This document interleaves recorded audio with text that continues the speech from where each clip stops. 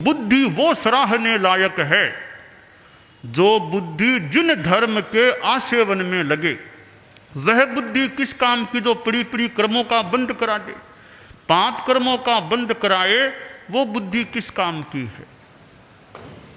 सद्बुद्धि होनी चाहिए। एक होती है दुर्बुद्धि, एक है सद्बुद्धि।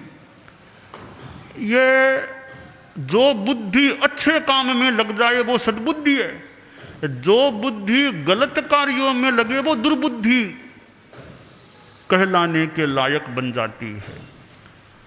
तो हमारे में सद्बुद्धि का विकास होना चाहिए। सबको सन्मति दे भगवान, कहा गया कि सबको सन्मति मिले, सन्मति दी जाए। भगवान महावीर का एक नाम भी था सन्मति।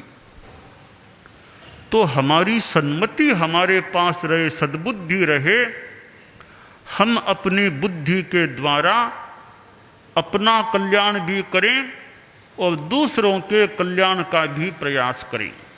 परम पूज्य आचार्य तुलसी में बुद्धि का कितना विकास था, प्रतिभा कितनी थी। उन्होंने बचपन में मुनि अवस्था में कितना ज्ञान कंठस्थ कर लिया था। हजारों हजारों गाथा प्रमाण ज्ञान उन्होंने कंठस्थ किया था। परम पूज्य कालूगणी की सन्निधि में उनको कितना ज्ञानार्जन करने का, ज्ञान कंठस्थ करने का अवसर मिला था। और आचार्य तुलसी ने अपनी प्रतिभा का, बुद्धि का कितना उपयोग किया। कितनी यात्राएं उन्होंने की थी। ठेठ राजस्थान से कोलकाता, कोलकाता से राजस्थान पद यात्रा से एक समुदाय के साथ पधारे थे।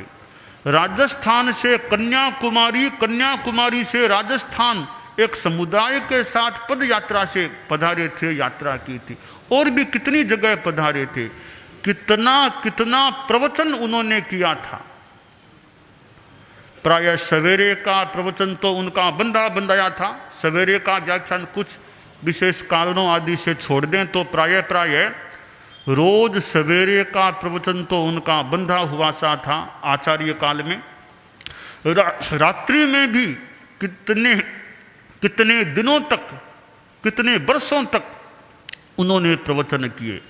जैन रामायण का कितनी बार व्याख्यान उन्होंने सुनाया होगा।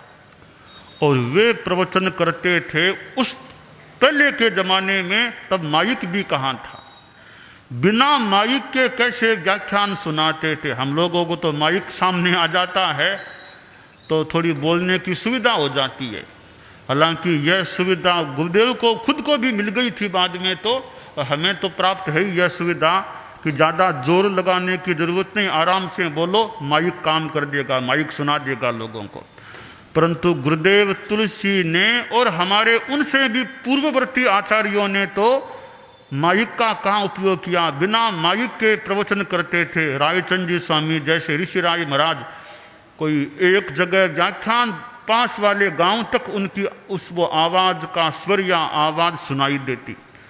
तो हमारे पूर्वाचार्य तो बिना माइक के व्याख्यान करते थे। शायद इतनी जनता भी नहीं होती होगी उस जमाने में, इतनी जनता भी कहाँ थी। जितनी जनता आज होती है उतनी जनता उस जमाने में कहाँ होती होगी 8 आचार्यों के काल में। फिर भी होती भी होगी तो बिना माइक के उनका व्याख्यान प्रवचन होता था। परम पूज्य आचार्य महाप्रज्ञ जी ने कितना बुद्धि का उपयोग किया था, कितना अध्ययन किया था।